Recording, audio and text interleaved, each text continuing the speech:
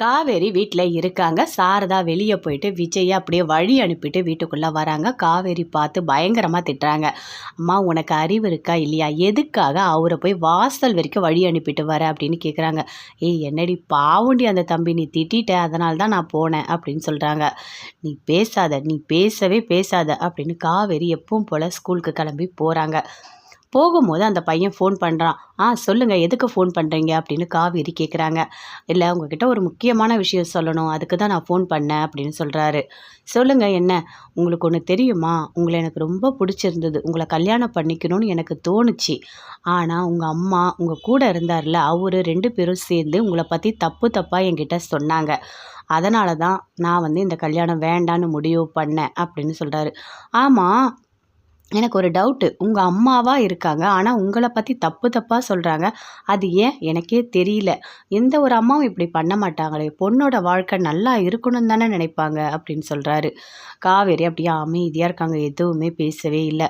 சரிங்க, ஏதோ உங்ககிட்ட சொல்லணும்னு தோணுச்சு, அதனால தான் நான் சொன்னேன் அப்படின்னு சொல்லிட்டு ஃபோனை கட் பண்ணுறாரு. அப்படியே காவேரிக்கு கோவமாக வருது. வீட்டுக்கு வராங்க. வந்து பார்த்தா சாரதா இருக்காங்க. அம்மா, நீ ஏம்மா இப்படி நடந்துக்கிற? கொஞ்சம் கூட யோசிக்கவே மாட்டியா? நான் போய் கல்யாணம் பண்ணிக்கணும்னு ஒரு பையன்கிட்ட பேசினேன். அந்த பையன்கிட்ட என்னை பற்றி தப்பாக சொல்லியிருக்கீங்க. அந்த விஜய், அந்த ஆள், அவரும் சொல்லியிருக்காரு. நீங்கள் 2 பேரும் சேர்ந்து எனக்கு கல்யாணம் ஆகாமல் இருக்கணும்னு பிளான் பண்ணி தானே பண்ணிகிட்ருக்கீங்க அப்படின்னு காவேரி கேட்குறாங்க. ஏ ஆமாடி, அதுதாண்டி, வேற ஒன்றும் இல்லை. நீ விஜய் தம்பியை கல்யாணம் பண்ணிக்கணும், நீ நல்லா இருக்கணும், இந்த பையனை நீ கல்யாணம் பண்ணிக்க கூடாது, அதனால தாண்டி நான் அப்படி சொன்னேன் அப்படின்னு சாரதா சொல்கிறாங்க. அம்மா, நீ எனக்கு அம்மா தானா? எதுக்குமா இவ்வளோ மோசமாக நீ நடந்துக்கிற அப்படின்னு சொல்லிட்டு காவேரி பயங்கரமாக கோவப்படுறாங்க. நீ எனக்கு அம்மாவே கிடையாது, என் மேலே உனக்கு பாசமே கிடையாது. ஒன்று இந்த வீட்டில் நீ இருக்கணும், இல்லை நான் இருக்கணும் அப்படின்னு சொல்கிறாங்க. என் கண்ணு முன்னாடி நீ நிற்காத, நீ தயவு செய்து இந்த வீட்டில் இருக்காது, எங்கேயாச்சும் போயிடு அப்படின்னு சொல்கிறாங்க. சொல்லிவிட்டு அப்படியே கோவமாக போகிறாங்க. எப்பவும் போல் ஸ்கூலுக்கு போகிறாங்க. அம்மு வீட்டில் இருக்காங்க. விஜய் வராரு. அப்பா எங்கப்பா போனீங்க? நீங்கள் இவ்வளோ சீக்கிரமாக எழுந்து எங்கே போனீங்க அப்படின்னு கேட்குறாங்க. அதுவாம்மா, ஒரு வேலை இருந்தது, அதனால தான்மா நான் சீக்கிரம் போயிட்டேன் அப்படின்னு விஜய் சொல்கிறாரு. சரிப்பா, நானே ரெடி ஆகிக்கிறேன் அப்படின்னு போயிட்டு கிளம்புறாங்க. அப்பா நம்ம ஸ்கூல் போகலாம் அப்படின்னு சொல்கிறாங்க. 2 பேருமே சேர்ந்து அப்படியே கிளாஸ்க்கு போகிறாங்க. போகிற வழியில் பார்த்தா அங்கே காவேரி நடந்து போகிறாங்க. அப்பா அப்பா, அங்கே மிஸ் இருக்காங்கப்பா, அவங்கள போய் பார்க்கலாம்ப்பா, அவங்க கூட நடந்து போகலாம்ப்பா அப்படின்னு அம்மு சொல்கிறாங்க. விஜய் வேண்டாமா, கம்முனு இரு, அமைதியாக இரு அப்படின்னு சொல்கிறாரு.